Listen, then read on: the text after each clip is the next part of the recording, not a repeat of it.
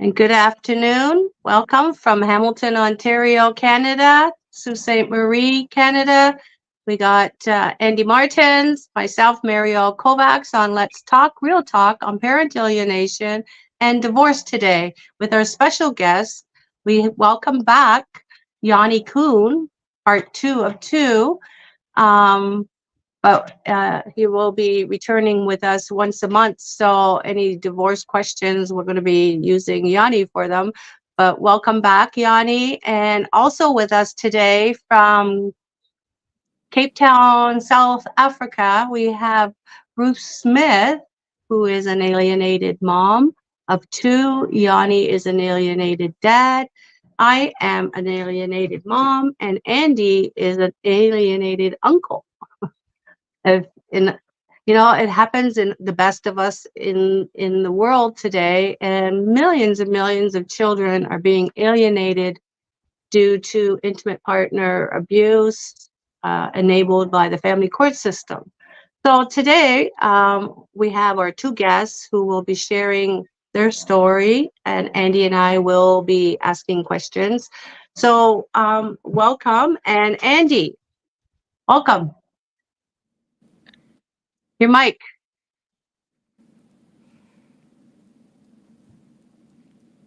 Unmute yourself. Okay, yeah, sorry. I was just sharing it to my platforms as well. Oh, Hey, great to be with you, Mary. As always, I really try hard to make time for your show. You're a thank you. priority in my life. Thank you. Awesome. Yeah, we're here again. I remember Yanni, and we're uh, we're all part of one team here in the Andy Martin Show. Real Talk, Let's Talk, and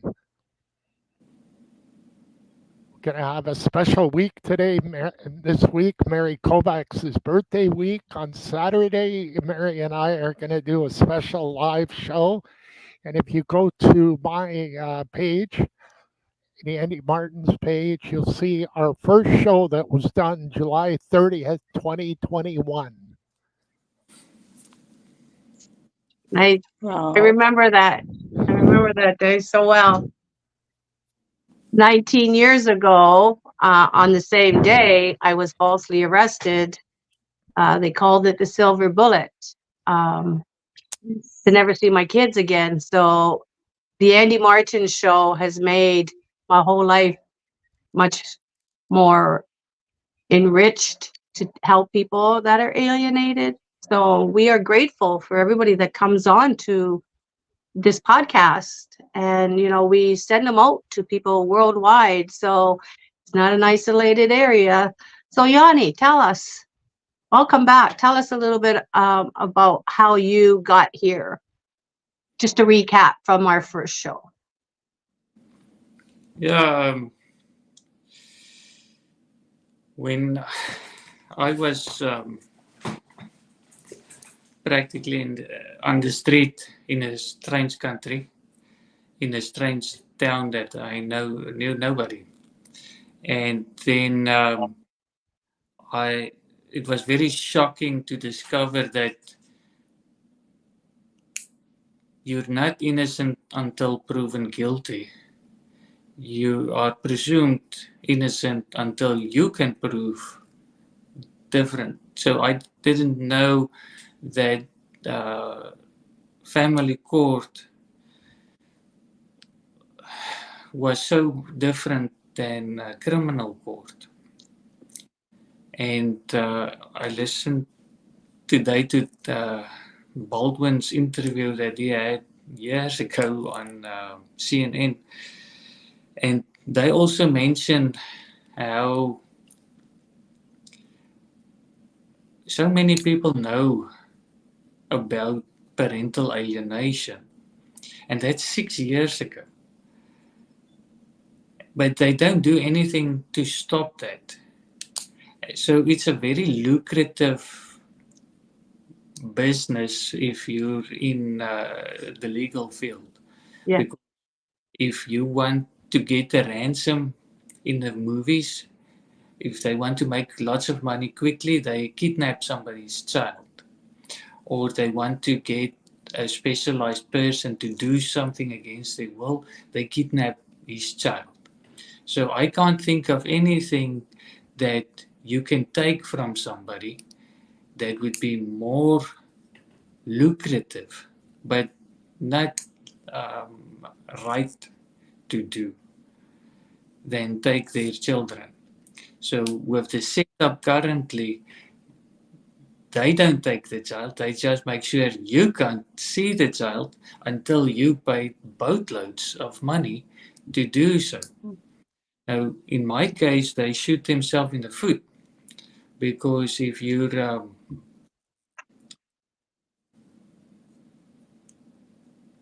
somebody gets an emergency protection order against you, immediately they get full control over your money, your property, everything. And then if they want to go to court, they obviously need to pay for their lawyers. Mm-hmm. If somebody take everything you have, you immediately qualify for legal aid. So yeah, anyway, it's just strange that people would do it that way. But according to Bill Eddy, he wrote quite extensively, and I would recommend his books, starting with Splitting. His first book's name, or one of his books, is Splitting. So if you read that first, it will give you all the legal and mental health advice that you would need going through a high conflict divorce. And then in that book, he would mention some of his other works that you can also invest in, because that's quite eye opener, especially for somebody that haven't been through a divorce previously. Right.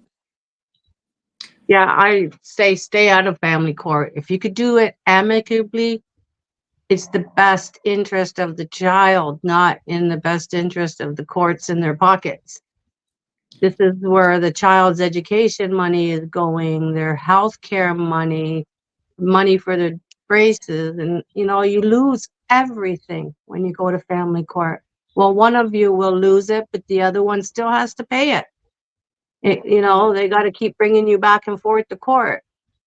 I was in a trial recently. It was $175,000 to the loser. I didn't lose, so I didn't pay. I don't know if he did or if it was scam. Who knows these days? There's so much happening out there. What do you think, Andy? Yeah, I think you're right, Mary. That is a lot of money. It's almost a good down payment for a house in Hamilton, Toronto, This Sault is Ste. London, Marie. Yeah, London, London. Ontario. Oh, I've got to take a call here, Mary. I Okay. will still remain on camera. Okay, no worries. Let me just get Ruth in here to weigh in. Hi, Ruth. Can you tell, you're an alienated mom of two. Can you tell us how this all started with you? We are all in the same position. And once we want to leave our abusive exes or just want to leave, they hold it against us so that we don't make it with the kids. Yeah, a lot of it started actually still while I was married. Also, you mentioned the word an abusive spouse. He was actually narcissistic, according to research that I've done. And so, yeah, he would oftentimes not regard my feelings and my boundaries when it came to the kids and grant them more than what he was supposed to as a parent, oftentimes putting their lives at risk due to certain things that he allowed.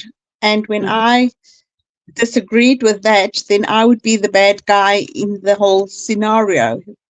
But I was actually only trying to protect my children from getting hurt and harmed because they were mingling with the wrong kinds of friends and hanging out in the wrong kinds of places. And you don't want your children to be influenced by those environments. So that immediately made me the bad person. And after that, he found somebody else, cheated on me after I caught him on pornography prior to that, which already made me feel like I caught him in bed with another woman, you know. And from there, things just went from bad to worse. And we separated. And after the separation, the alienation gap between me and my children just grew wider and wider as he pulled the children closer into him and this other woman he's with.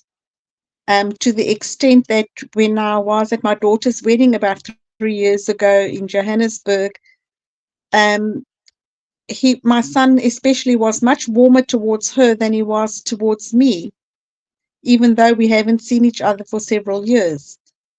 And just received some nasty comments from time to time from the children, which is very hurtful. And they don't know the truth and they don't want to hear the truth. They're not interested in hearing my side of things. So they only know whatever the father might have told them. And I have no idea what that could have been. Wow. So when did you see the change in your children's attitude and their language? Like, what did you see in their language, first of all, and how did you deal with it? Well, I dealt with it by speaking to people that works in the field of psychology and therapy and that, which helped me a lot. And I've come to a place of realization now that you can't force your children to love you and to be in your lives if they don't want to, especially when they are grown up like mine are. So just try and fill those voids with other people or other children, you know, and then love them as if they could be your own, even though they're not. And just to fill the void of having your own children in your life. There's always ways that you can fill the voids, spaces in life. And because I have to do that for my own sanity and for my own healing and growth, to the extent that because my children, it's as if they look down on me because I'm not being able to make ends meet for quite some time, because I was left with absolutely nothing. And having to depend on family support as a result. And with the economy being bad in South Africa and jobs as a scarcity for women and people of light skin and higher in age like we are, you know, and they don't understand these kinds of things and think you are just lazy and don't want to work kind of thing and expect your family to take care of you, which is not the truth, because I've done a lot of work in trying to find something to make it easier on the family as well, you know. But if nothing comes up in your search, then what do? Right. You know, so that has just made it even worse between the children and I. And that's what they want. They want to destroy the relationship. Are you on the phone still, Andy? Did you fall asleep? No, I had to book an appointment. My doctor was supposed to call at 12:45, and Oh, okay. I'm so sorry. people in Canada are never on time. No, I'm here. I'm good now. Got So any? yeah, well, here, like, let's be honest here. The whole point of meeting people and not meeting the right people, you need to disseminate as quickly as possible if you've met the wrong person, because you're wasting time. 1 year, 2 years, 10 years, 20 years. Correct. And the whole thing is a choice. Everybody has a choice. If they want to make a relationship work, then you're going to make it work. I'll an example, and I'm going to repeat this on every show that we do. Between Turn up your Mary, mic. oh, is it low? Yeah, because I was. Hold on a second here. all the settings got messed up. Is that better? Yes. Okay, so it's a choice. Mary and I do this show. We have a relationship. We talk every day. We have a choice here. So once you have a great situation, it's going to alleviate all the problems. Why is there so much divorce? Because people are in it for themselves. They don't care about the other person. It's Yeah, simple as that. exactly. So who Is are you that your asking? situation, Ruth? Is that kind of sum up your situation? And welcome, Ruth is live from South Africa. That's wonderful. We go all around the world. Yes, we do. Thank you, Andy. Is that your situation? Did I include your situation as well? I beg your pardon? Does that include your situation that your partner, Yanni's partner, they don't want, it's like a light switch. It's very simple, and people in our society are complicating this process. Correct. Absolutely. There are some things that we, as a target, can also do to worsen it and make it worse. So it's not always just the other person's fault. And I'm not blaming the victim. So what I'm trying to say is that, for example, some parents would say they don't want to force the child.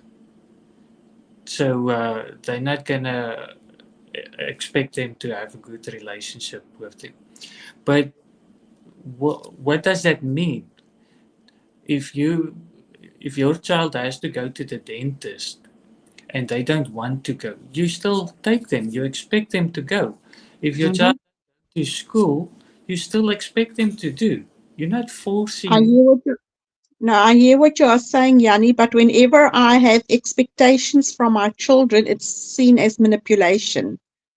Yeah, now they could see So everything I do or want to do to better my life and I need their assistance, then they call it manipulation and then they tend to withdraw even more. yeah, they could do that. Then they get nasty again. They could do that, and the way you handle that could make it better or worse. So people are many times biased, and especially we all have biases, not just in certain times, but we're not always aware of the bias. So our biases influence how we think and talk about people. So my and Bill Eddy also mentioned it is that we would always try and hear both sides because we could say that we discovered this and we discovered that about them, but when I tell my story, I try and stay away from stuff like that because how does the listener know I'm telling the truth if I can't prove it? So a lot of times people would hear and have empathy or sympathy with us, and I just realized there's so much wiggle room for us to give our own opinion that might just be different than, because most of the time when we give our opinion, it's just that it's not necessarily the facts. You know, there's a lot of people Exactly. too, Yanni, that just don't have common sense. They didn't grow up Correct. like a person that does have common sense. I mean, one of us would rather pick up the object in front of us than trip over it because the other one would rather trip over it and blame the other person for it. Yeah, and you get So blamed. damned if you do and And the damned thing if you is, don't. So, but when we raise people like that in a marriage, because basically that's what you have to do. when you marry an alienated adult child, you're raising a child. You're not married to a man or a woman, because they don't have the mental capacity of being that individual yet. I mean, they pull tantrums, they lie, they scheme, they're conniving, they're manipulative. Right. Not a decent human being would do that to another person. You know, and with my children, for instance, it doesn't matter what I say. They don't believe anything I say. They only believe what they want to believe, Now they don't. regardless of what the truth and the facts at hand is. Right. So what they And are, and they that need- makes it very difficult to try and build a relationship. And it's almost like someone explained, it's like a moth going back to the fire, but you're not sure how hot the fire is, so you get burnt every single time. So you keep on going back to getting hurt by the same people over and over, which is actually a bad cycle. So it's better to just disassociate yourself from that instead of returning to getting hurt all the time by the same people, you know? well, It's like that. Oh, sorry, go ahead. It's like the quote that says that doing the same thing over and over again and expecting different results kind of thing, you know? Right. But that's only if your partner, you don't do that with your children. I mean, you can't give up on your children, no matter how much they backlash at you. You know that it's not them. They've been programmed. We need to deprogram them. I mean, I was alienated from my father for 40 years. When I found out he was on his deathbed, the light bulb switched. I went straight to his room.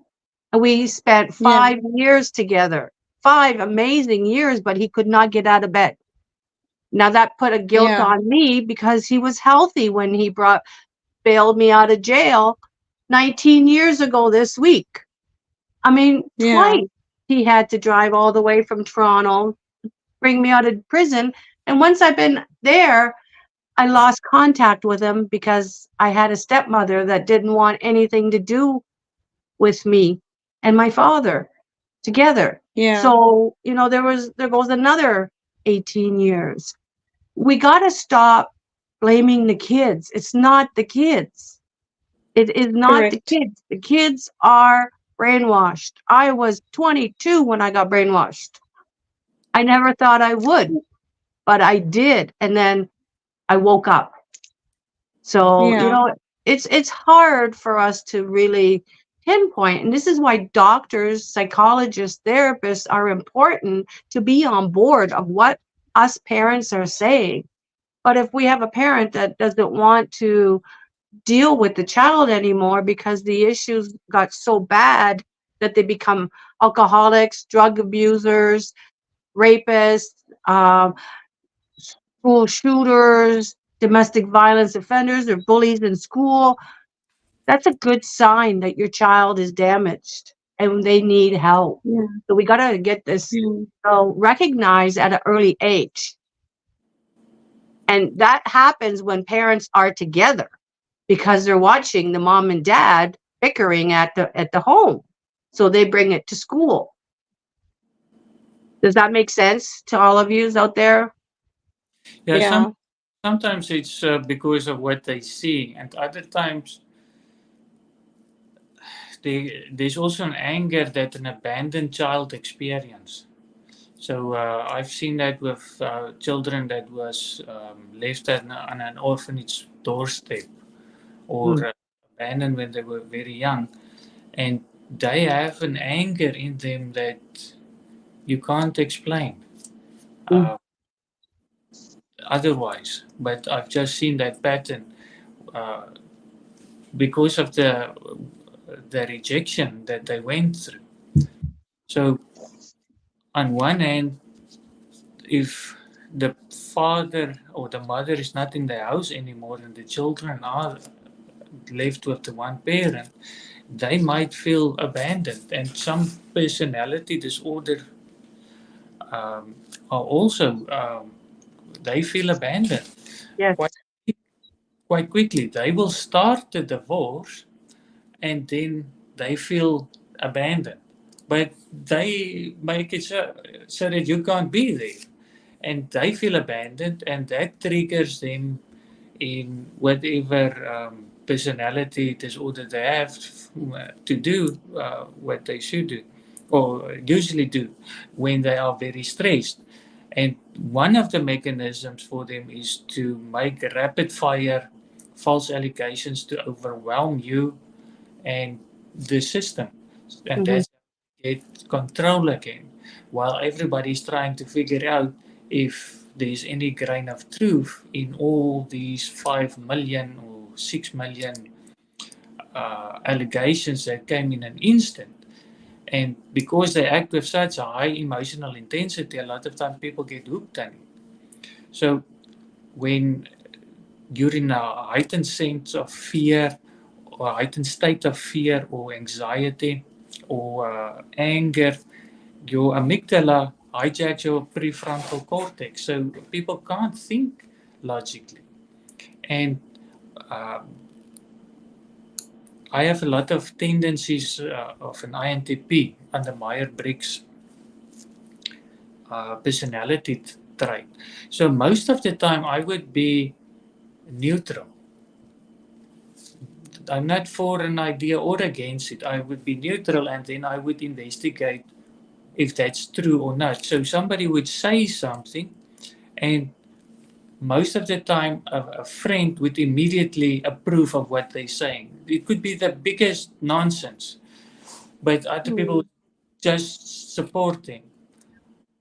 But me being neutral, I don't respond like a friend would immediately. Then they think I must be an enemy. You know, under games, you usually get friend, neutral, and enemy.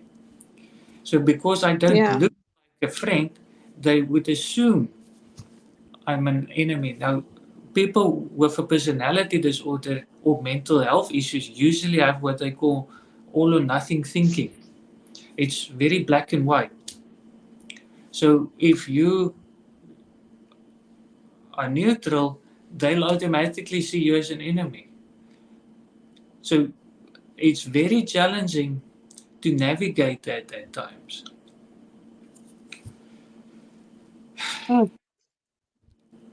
But it's just become to such an extent because where my children spoke to each other behind my back, and it's like they are instigating each other. And both of them sent me very terrible messages during the week and basically said it straight out that I must never contact them again. Many of us are getting the same messages. And you know what? It's a cry of help. It's their way of saying, don't stop, don't stop, don't stop. They're making it, Mm, they're suffering inside. I was there. I wanted my dad to come. But at the same time, when he mm, did come, I pushed him away. And then I regretted yeah, it once I went back home that I didn't get to see my dad. So I know what that feeling is, and I know what my children are doing. My adult children are sending me messages to go kill myself like I was intended to over social media. I mean, this is not something a mm, child would do normally, but in the back of yeah, their minds, it's them crying out help for suicide. My daughter is suffering from suicidal ideation. And that's her way wow, of saying, Mom, I need help. But yet they can't because the father won't let them. These yeah. alienators need to release the child to say, go see your mom, go see your dad. I can't stress that enough. I really Well, can't.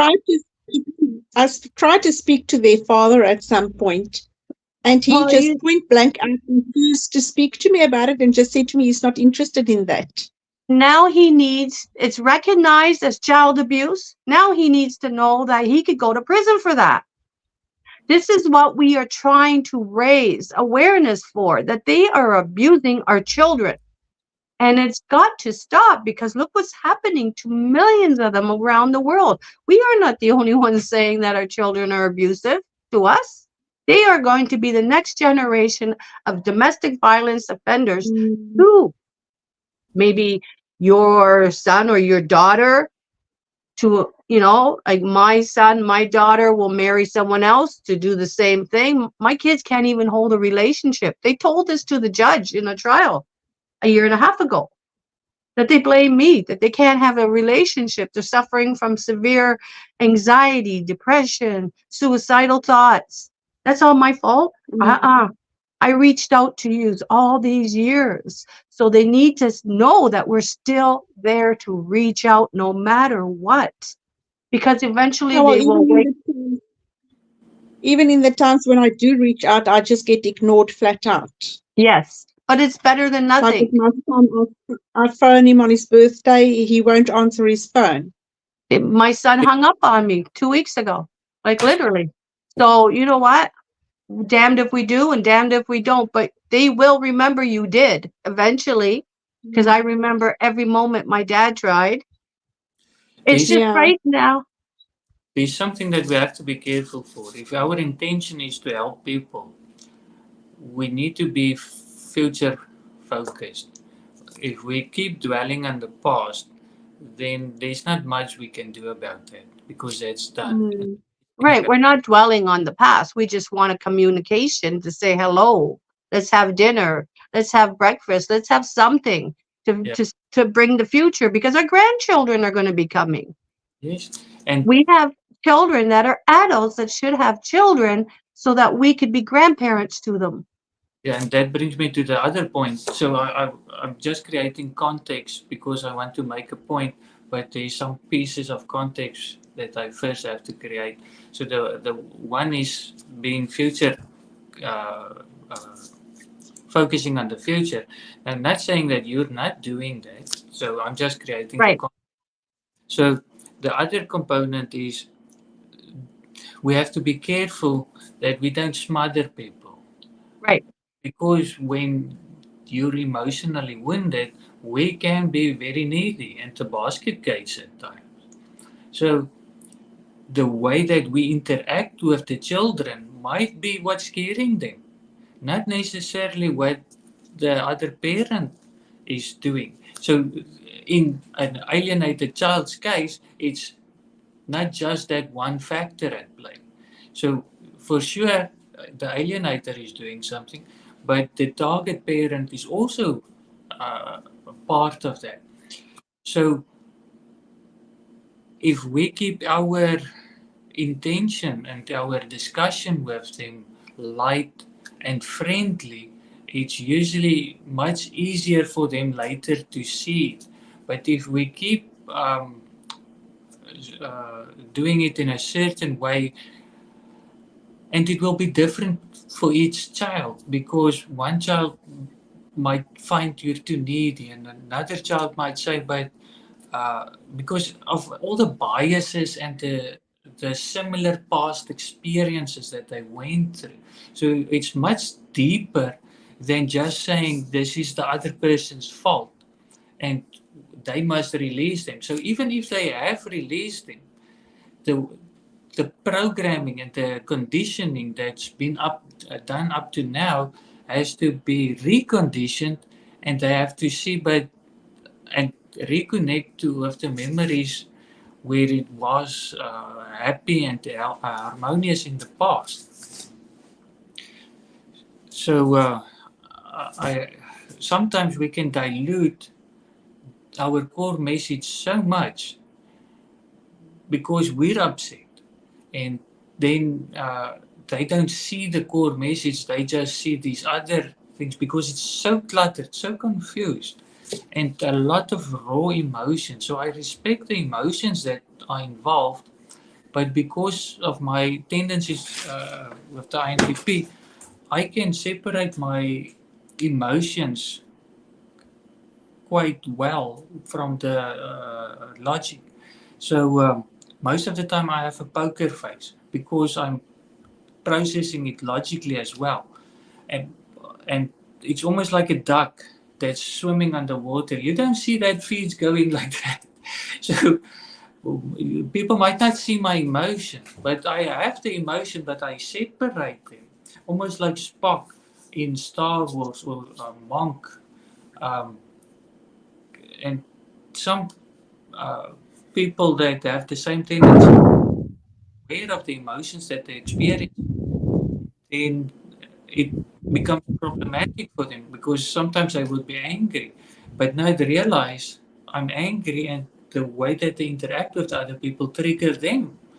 So that's what I'm trying to say earlier as well, is that for sure the other person has a point, but the way that we making it worse, helping. Now, even if you do everything perfect, that doesn't guarantee that you're going to get the results you want, because they also have choices. For example, if a child is, I believe, 12 years of age, they can choose whether or not they want to interact with you. And by that time, many cultures consider the child an adult. So if your neighbor don't want, and they say, don't contact me, for me, that's very upsetting. Right. I get what you're saying, Yanni, but I agree with what Mary is saying as well. It's common sense. Either you're in the groove or you're not in the groove. And once you understand that relationships, it's very simple. Either you're in the groove or you're not in the groove. A lot of these people with parental alienation don't want to be in the groove. They start out with a negative desire and they fool people. They get a rise of some kind of weird rise out of that, and their intentions from the beginning are wrong. Yeah, that's true. It's very simple. I'm not a magician here.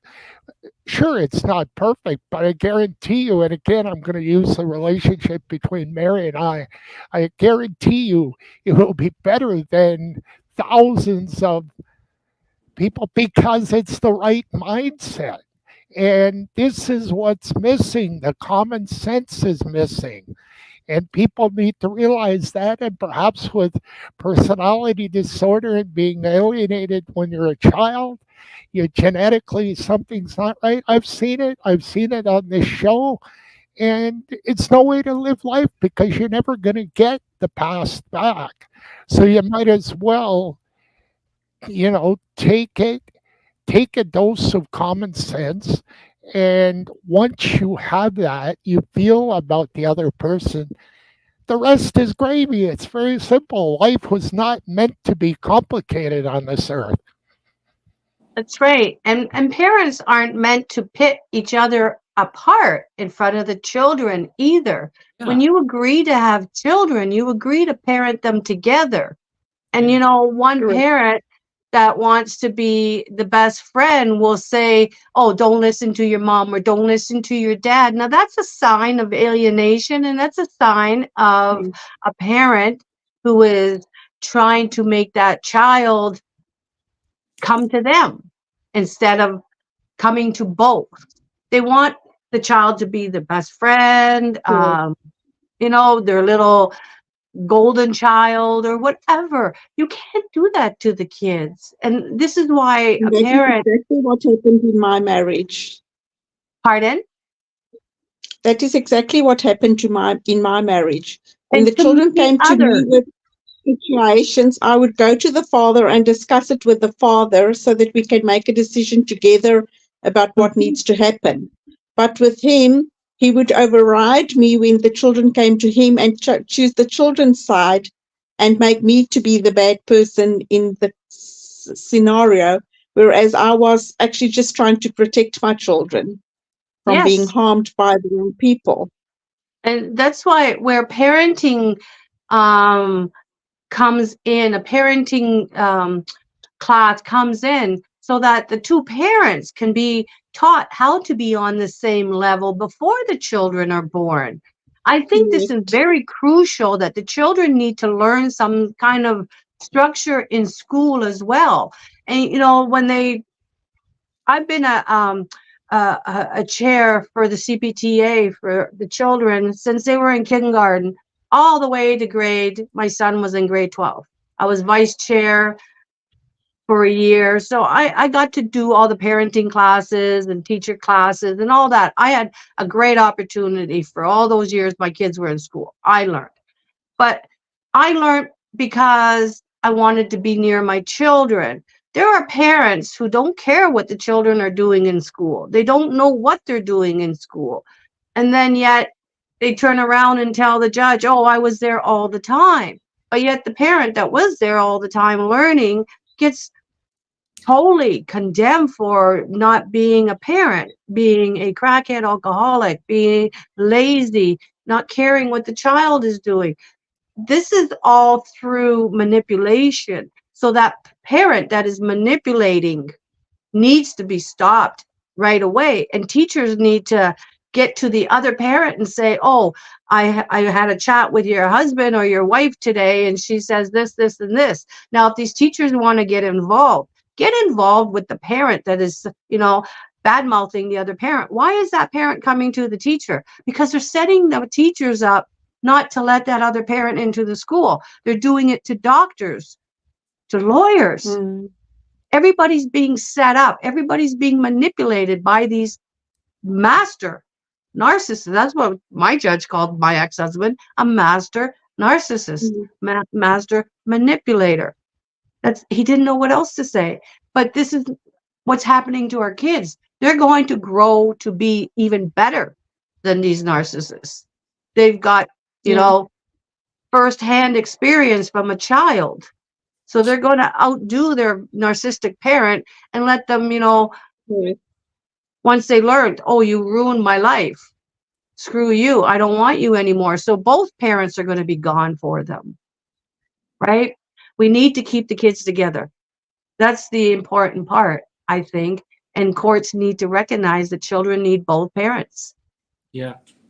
And the thing I would like to clarify is that I'm also agreeing with what Mary said, Andy. Like what you mentioned in the earlier, that you agree with her. I also agree with her. I'm just giving different perspectives, because different perspectives can help us understand or broadens our understanding.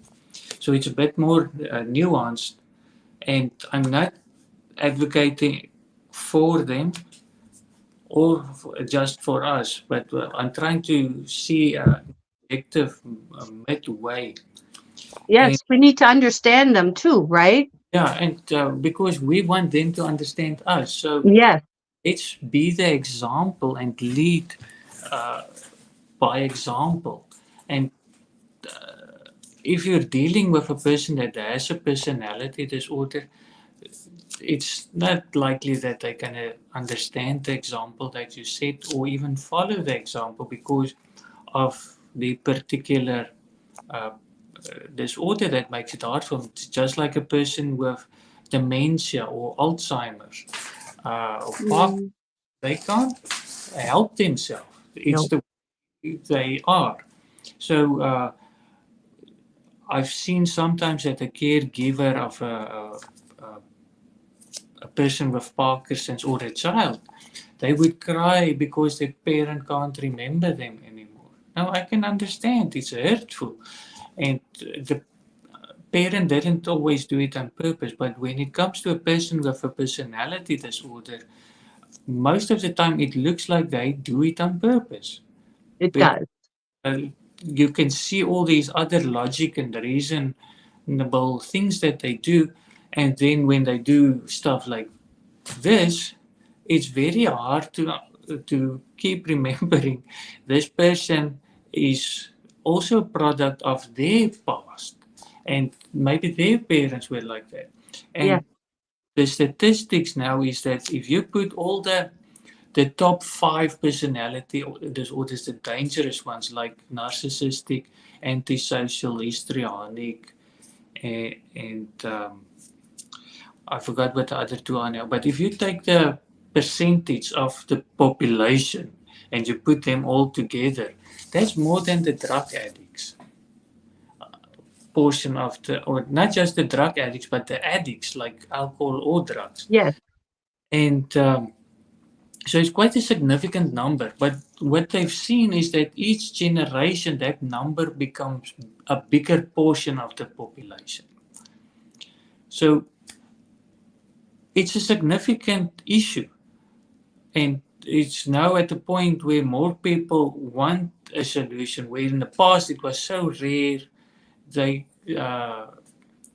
didn't see the use, or they didn't have the resources. There were more important issues. But now in Canada, they petitioned the House of Commons, and in the petition they mentioned it's 25% of high conflict divorces where one parent would lie under oath to strategically get an advantage. And that's also why they go to court, because they want the power.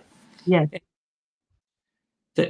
They get instant power because they can go behind your back and tell a story very convincingly. Now, if that person is a manipulator, like the judge mentioned in your case, then obviously they can win.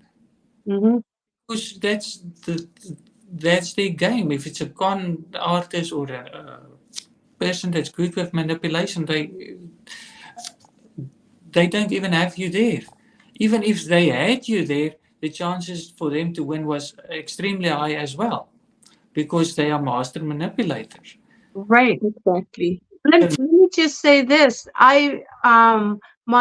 The judge that we had during the custody hearing, my kids were 15, 17, and 18. The judge said, and put it into the excerpts, that we both have the same amount of affidavits. Well, you can't have the same amount of affidavits because one of them has to be a lie.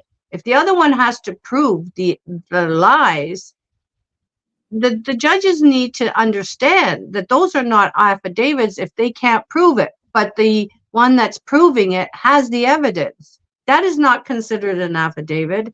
So they're enabling the abusers, the alienators, to continue to put in more and more false allegations. Yeah, now there's one way that you can deter that, and that is by making perjury a crime in family court. Now, it's already a crime in criminal court. So if we can activate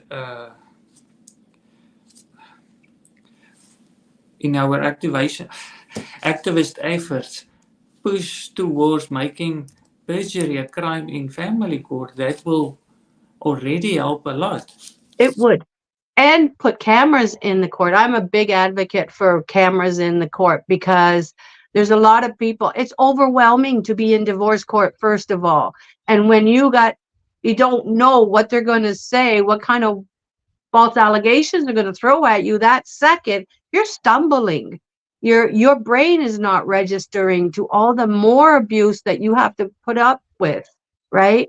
So if we had cameras for our own record to understand what we just went through, so we could fight it better, knowing the facts that, oh, he said this or she said that. No, let's prove it. Because to go back into the courtroom, sometimes they erase transcripts, they erase videos, for their own, to protect the judges and the lawyers. Where's the protection for the alienated, targeted parent? We need that. It's important. So, Ruth, you're quiet. I'm listening to you. Okay, Mary, an example of some messed up kid was the one that tried to kill the former president, Donald Trump, in Pennsylvania. This kid had no attention. The parents didn't even know where he was. And I think it's a terrible waste of life. At It was a 20 kid? years old. I didn't Yeah, know. 20 years old. Why? Did he Well, say? he wanted attention. He wanted his Oh, yes.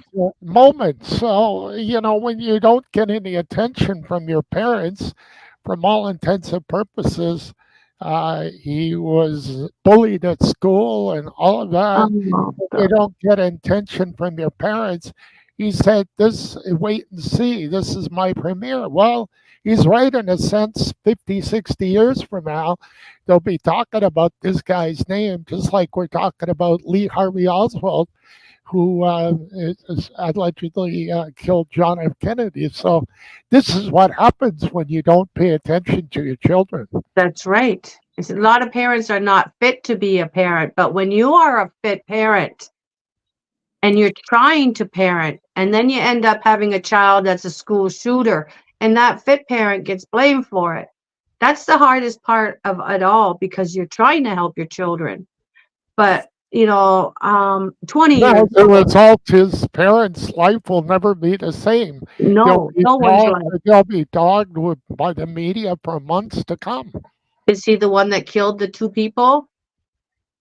He killed the one person, two Oh, it's were one wounded, and Wounded Trump. former President Trump came within a centimeter. It was very close. Wow. So where did he get the gun? Well, apparently his father bought it legally. They didn't know where he was. They Oh. thought he was at the shooting range. And Oh. this was planned. I mean, well, the Secret Service dropped the ball there too, but Wow. Something that was quite interesting to me was there's a video of a guy that had a prophecy about the shooting that was uploaded to YouTube 2 months or 3 months before it happened. And now you can see this timestamp and stuff. So it's just amazing that that guy knew that 3 months ago. well, they should have never let the Wow. former president go on stage. They clearly should have realized there was somebody, a real emergency was happening, and security dropped the ball. But yeah, I think I heard about that. I'm going to check it out on YouTube too, because a lot of the people there saw that shooter on the roof, and law enforcement did nothing about it. I can send you the link about the guy that had a dream or a vision or something on YouTube. Yeah, sure. Send it to me on Messenger. That's unbelievable. I mean, that's what I'm saying. These kids go and do school shootings and, mall shootings, or, all those girls that got shot in, where was it, Montreal? That's right. It's just horrible, because sometimes our Wait, children are growing. yeah, it goes on and on. Exactly. Yeah, they're growing up to be dad haters, mom haters, woman haters, man haters. I mean, the world is full of hate. And it's all because the children have lost the love. What This is about Paul Bernardo in Canada? I'm sure there were problems with that guy too. He lived just down the road from me. Like this was happening right in my own cities, and Burlington and wherever. I mean, it's everywhere. It's everywhere. And it's so sad that kids are growing up to become psychopaths, murderers, criminals. even a child that just lost a father or a mother from a natural cause like a death or a heart attack. That child has more struggles than other child. Yes. And a story that really happened in South Africa in the Belansberg Elephant Park. They discovered the elephants, at least the rhinoceros, were dead, and they suspected poaching because of the gruesome killings of the animals. And they were looking for poachers, but they couldn't find the poachers. But it wasn't making sense because the rhinos still had their horns on. And then they discovered, but they couldn't believe it. It was the elephants that were killing the other animals. Mm-hmm. And then they got a animal psychologist from United States to come help them. And she said, but where's the jumbo? And they said that our jumbo died, so we got 3 or 5 new juvenile bulls to take his place. And she said, get the jumbo, because the jumbo brings order back. So we're talking about the children, and so it's the same cross species, where there's not structure and order, the children become very destructive. Now, I was watching the chickens one day, and this specific day, and I've seen it many other times, where the rooster would come and break up a fight between 2 hens. But a friend of mine asked me, what do I do that my hens don't fight? Because his hens would always fight. And the moment he asked me, I thought of that video with the elephants that I saw, and what I saw in real life. I asked him, where's your rooster? He said, no, he doesn't have a rooster, because the neighbors don't want the noise, or he doesn't want the noise, or whatever reason. So I said, get a rooster. Then you will have the structure again. And then he got the rooster, the fight stopped. I would see the rooster would be very far from the 2 hens. Then the 2 hens would be pecking each other, and then the rooster come running like a referee to break up the fight. Now, as he's coming closer, one of the hens would see it and start submitting and go away, but then the other hen would still peck her. So the rooster comes straight for that aggressive one. Mhm. So now, in our human nature, it's the same. So Yeah. now, one is pecking, the parents are now pecking each other. Now we want the judge to come and bring order. Right. The judge wasn't there to see where the fight happened. So in our own fabric, we can also bring things in line, but a lot of times we can't, because we want to have 2 people leading, and then it creates conflict. So when they brought back a jumbo, they got another jumbo to the elephant park, then the chaos stopped. 2 of them submitted immediately when there was a bigger jumbo. The other one was still trying to challenge the jumbo. But when the hierarchy was established, the whole issue went away. So we need structure, we need hierarchy, but a lot of times people in power would abuse their power. And Yeah. now it's not everybody in power that abuse their power. That's why we still go out and vote. That's why we still go to churches. That's why we still have mayors and people that are in power. Not all of them are abusing their power, but they would point to those people and say that is why we shouldn't have power, or people in power, and Mhm. the tyrants. And now all the other people that are not tyrants, that are managing their households well, they are also now presumed to be tyrants. And that's not working. Now it's dysfunctional. And it's damaging the children. That's in so many households that are even where the people are still together. You still see, Mhm. because people don't want to lead. Now they want the child to lead. Yeah. The child must decide. The child must do this. But the child's brain's not even developed to know what's good and right. If you put on a Spider-Man suit, the child can believe he's Spider-Man. And if you encourage him, he will do strange things, like Mhm. building or cliff, because he believes he's Spider-Man. So you can't let them lead. We need the structure and we need the discipline. But now the people that use it in a healthy way, even child protection, they teach you how to discipline and be the structure that your child needs. So everybody agrees there has to be a structure, but the moment that people are in structure and they operate in that way, then there are so many other people that put them with the tyrant group, Mm-hmm. automatically attack them.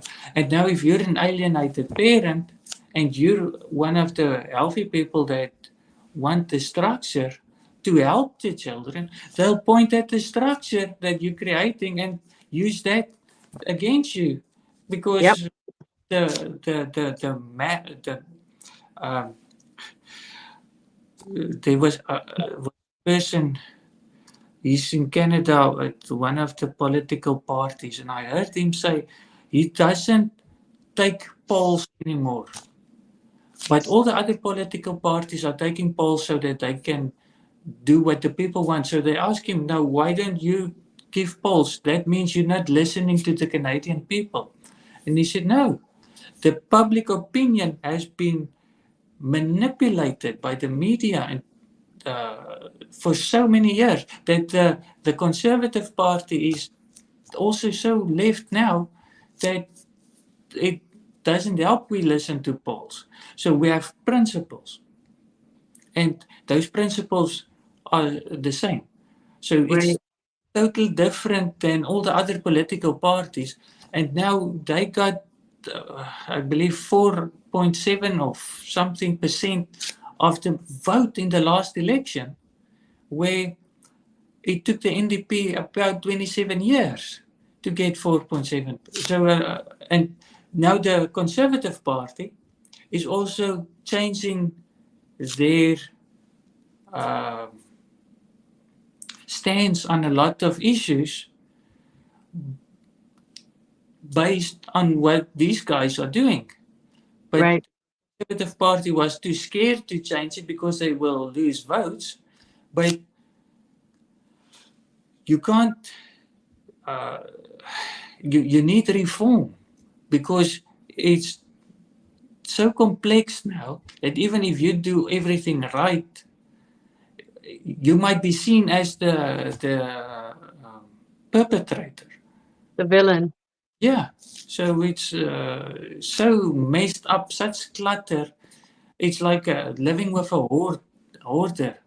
It's very hard for you as a healthy person to do what's supposed to be done. Yeah.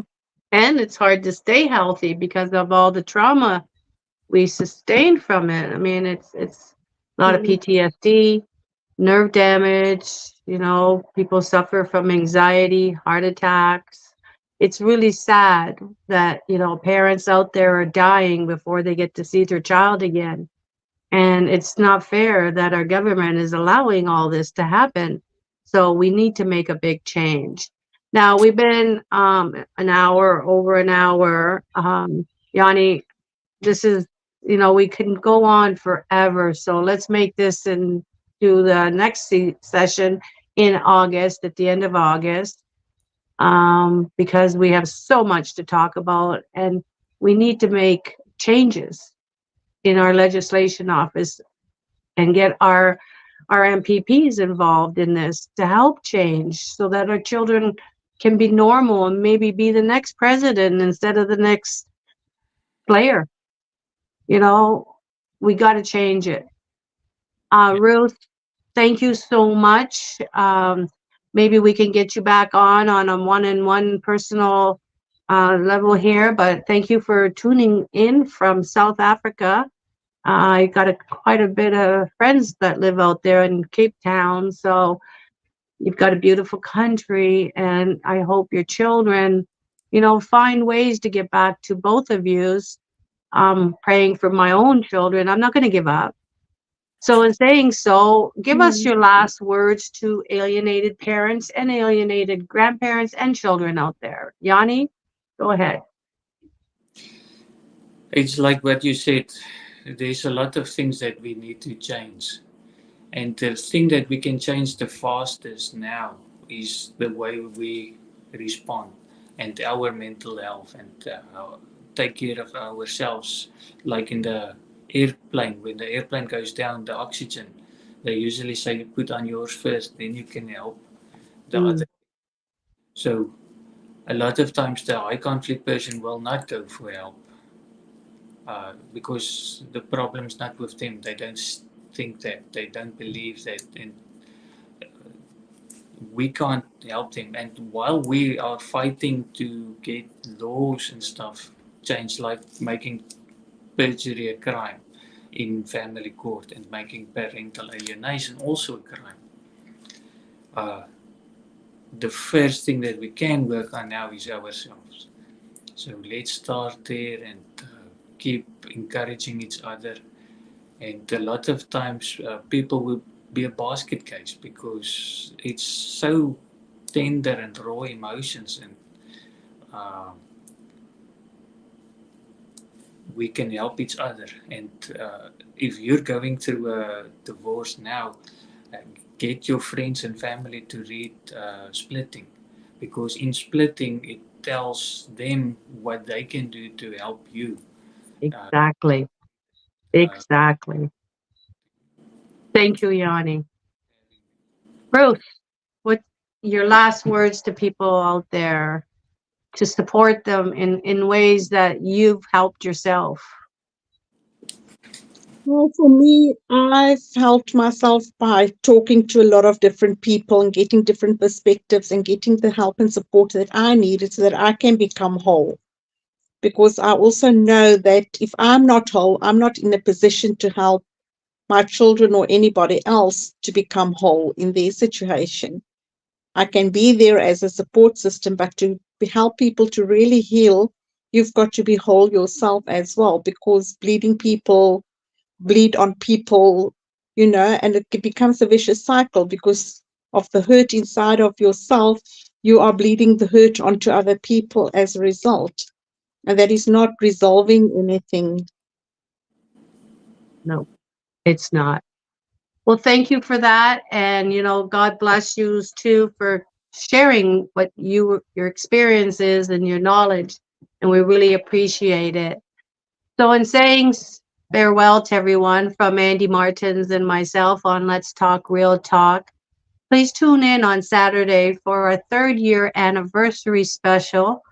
It's also my birthday. And I retire. I will be a senior. So, I've made it this far to keep my kids to see that I'm not that loser that they are told that I am. I want them to understand that they could live a good, happy life too, with me still, and all children out there. So if we keep strong for them, we are strong for ourselves. So in saying so, thank you everyone, and enjoy your beautiful sunny afternoon here in Ontario, Charlottetown, and Cape Town. And It's we'll see evening you here all. already. It's what? It's evening. Oh, okay. Evening here, yeah. Oh, we're just afternoon here, and I think Yani is an hour below me.